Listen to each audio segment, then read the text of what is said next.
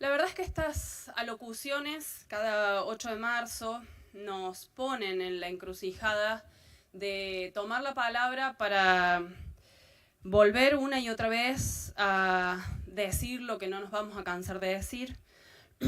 En un día como este, Día Internacional de Mujeres Lesbianas, Travestis, Transexuales, Queer, No binarias. Un día en el que nuestras identidades son celebradas, en el que nuestras identidades son reivindicadas y donde reafirmamos nuestra voluntad de no andar pidiendo permiso. Porque si hay algo que tiene la lucha feminista, y creo que es su gran aporte a la humanidad, podríamos decir, es que pone en discusión que no hay sujetos de primera y de segunda, que no hay ciudadanos de primera y de segunda, que no hay diferencias que puedan condicionarnos a vivir en peores condiciones que otros. Y este 8 de marzo nos encuentra en una paradoja. Por lo menos para mí es una paradoja. Porque se ha desatado lo que algunos llaman batalla cultural contra esta supuesta agenda progresista, agenda woke, sobre la que se pone claramente el acento, porque tuvo el mérito, que es nuestro mérito, no de los gobiernos, no de los funcionarios, sino el mérito de los feminismos, que con nuestros cuerpos pusimos en la calle las denuncias sobre los derechos que nos faltaban. Y este es el origen del 8 de marzo, donde las feministas socialistas, entre ellas Clara Zetkin, Rosa Luxemburgo, proponen en una conferencia internacional que se conmemore el Día Internacional de Lucha por los Derechos de las Mujeres en comunidad con mujeres de otras clases.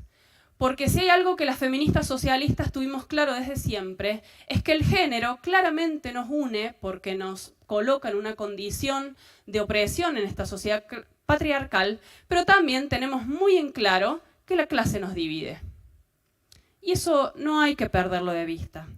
Pero en aquel entonces se puso en discusión justamente que había derechos formales, libertades democráticas tan elementales que no estaban siendo cumplimentadas para las mujeres y diversidades. Entre ellas el derecho al voto, entre ellas el derecho al divorcio, el derecho a la potestad sobre la familia, por nombrar solamente algunos. Acá se mencionaba que parecen pocos, pero en realidad son muchos. Pucha, qué diferencia de lectura. Yo creo que son poquísimos todavía los derechos conquistados. Hace 10 años nomás estábamos gritando que las mujeres y diversidades teníamos derecho a la vida. Hace apenas un año, nada más, 3 mujeres fueron asesinadas, Roxana, Pamela, Andrea, y una sobrevivió, solamente por decidir amar. Y amar a personas de su mismo género, de su misma identidad. Entonces vaya si son pocos los derechos conquistados, vayan si la igualdad en la ley no le falta un gran trecho todavía para que sea igualdad ante la vida.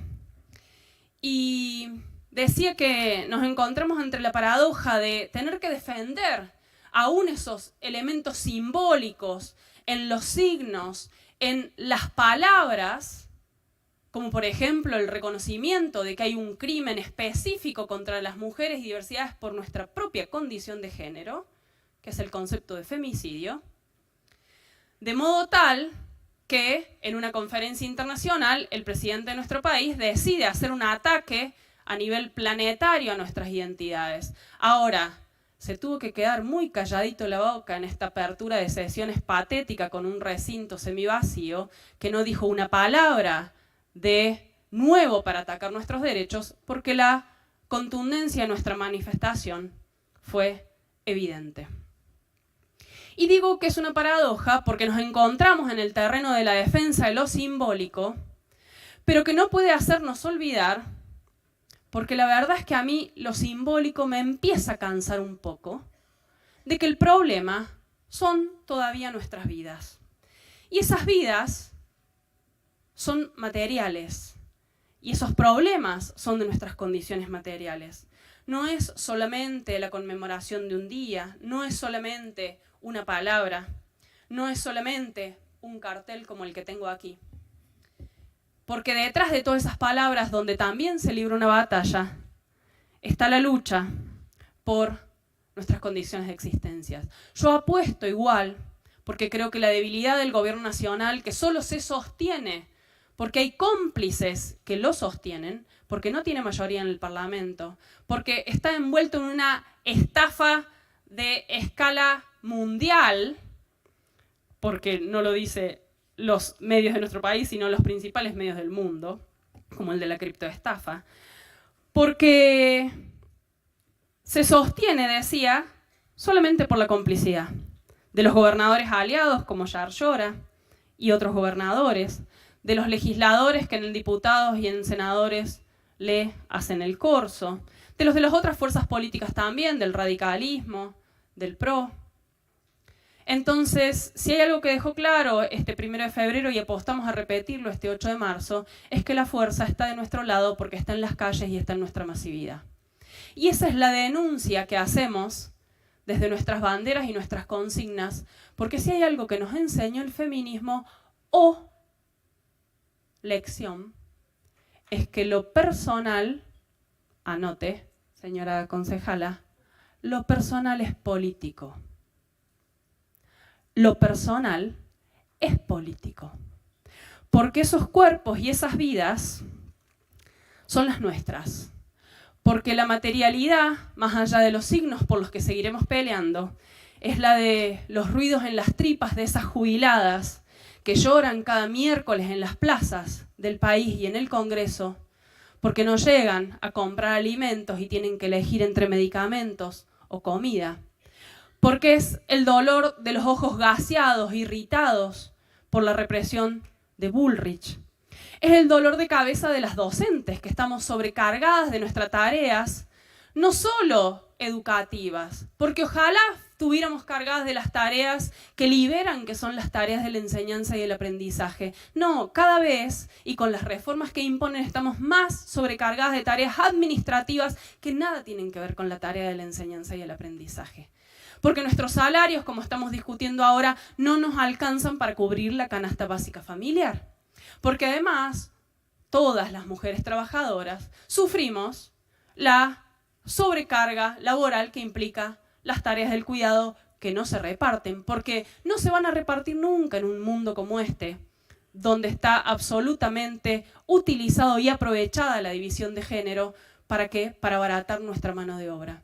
Por eso, las socialistas peleamos justamente por la socialización de las tareas del trabajo para liberarnos de esa carga opresiva que son las tareas del cuidado. Porque además, o casualidad, quienes nos dedicamos a las tareas del cuidado tenemos los trabajos peores pagos. Y eso se expresa en nuestros cuerpos. Se expresa en el dolor cotidiano que se arrastra durante años de las trabajadoras de EPEC, que tienen las categorías más bajas porque están asignadas a tareas administrativas, en la violencia laboral que sufren, hostigadas por los gerentes y los jefes de área que responden a la dictadura de la empresa. Es el agotamiento de las trabajadoras de PAICOR, de las trabajadoras de la salud, de las trabajadoras de la limpieza que sostienen escuelas y hospitales junto a nosotras. Es la impotencia de las jóvenes estudiantes de tratar de llegar a estudiar a la universidad con el cuerpo y la cabeza cansada después de haber estado horas en trabajos mal pagos, completamente precarios, donde las ningunean y las maltratan. Es el dolor en los cuerpos incinerados, precarios y hacinados de las lesbianas que fueron prendidas fuego en barraca. Es el dolor en el pecho de Graciela, la mamá de la Pepa Gaitán, que sintió en su propio cuerpo el tiro que le metieron a Pepa por ser pobre y por ser lesbiana. Es el dolor de Soledad Cuello, que 16 años después, y solo con su lucha y la de su familia y las organizaciones que acompañamos, está pudiendo llevar a juicio, 16 años después, a los principales responsables de la desaparición y muerte de su hermana Yamila. Pregúntenle si no es el dolor de no poder abrazarla desde hace 16 años, de haberse perdido la infancia de sus hijos e hijas, por tener que salir a luchar para pedir justicia por su hermana, ante esta justicia patriarcal que le negó una y otra vez ser escuchada, ante cada uno de los funcionarios de los distintos gobiernos que jamás la recibieron. Es el dolor de la familia de Catalina Gutiérrez, también mencionada aquí, y de todas las familias de aquellas jóvenes víctimas y mujeres grandes también víctimas de femicidio. Es el dolor de la familia de Laura Moyano, de Azul Montoro, de Sofía, asesinadas por ser trans. Los dolores son corporales, son físicos. Hay un crítico marxista, Eggleton, que señalaba o se preguntaba por qué la tragedia griega sigue aún hoy conmoviéndonos. Y es porque si hay algo que tenemos los seres humanos, y hay algo que expresaron los griegos muy bien en sus tragedias, es que tenemos un cuerpo. Y ese cuerpo es el que nos hace capaces de compadecernos ante el dolor ajeno, porque el dolor de ese Edipo de los pies hinchados es el dolor que podríamos sufrir cualquiera de nosotros, y ese dolor es corporal. Y los signos expresan la batalla de los dolores que experimentamos con nuestro cuerpo. Entonces, señora presidenta, cuando decimos que este 8 de marzo nos movilizaremos contra el FMI, que nos hambrea, que dicta los planes para este gobierno y todos aquellos que le responden, que nos sume a las mujeres cada vez más en la miseria, que niega para las diversidades como las compañeras trans los cupos laborales mínimos, que son un mínimo resarcimiento histórico por sus vidas degradadas, depreciadas, humilladas, que reclama la visibilidad para las compañeras lesbianas. Son justamente formas de enunciar que lo personal es político y que hay responsables. Y el FMI es uno, porque la deuda es usuraria, porque la deuda es ilegal y fraudulenta, y porque decimos que no hay que pagarla a costa de nuestras vidas, a costa de nuestros derechos. Porque lo decimos con la responsabilidad de los gobiernos que están al frente, y también con la complicidad de las conducciones sindicales que han sido otro sostén del gobierno nacional y de estos otros gobiernos, lejos de escuchar nuestros reclamos, que históricamente han sido de presupuesto para todas nuestras demandas, hacen oídos sordos, pasivizan la calle, impiden que salgamos y aunamos nuestras fuerzas y sostienen a quienes nos oprimen. Y como feminista socialista, repito, entiendo que el género nos une y entonces todas las concejales aquí presentes seguramente tendremos muchas historias de opresión para contar. Y eso, de alguna manera, nos hermana. Pero la salida que le damos y la propuesta de salida que hacemos para acabar con esa opresión son radicalmente distintas.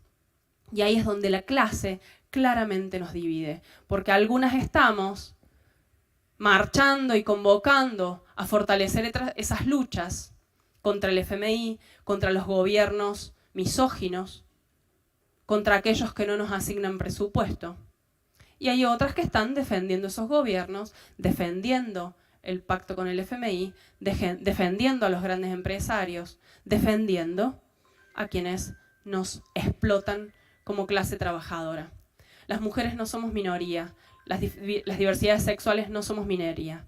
Somos parte de esa clase mayoritaria que es la clase trabajadora, y ahí está la potencia a la que tanto miedo le tienen los sectores del poder.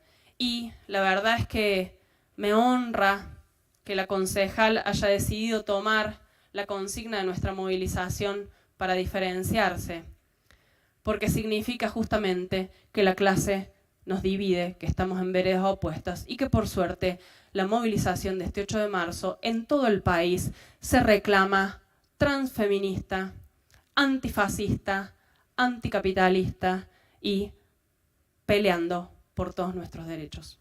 Muchas gracias.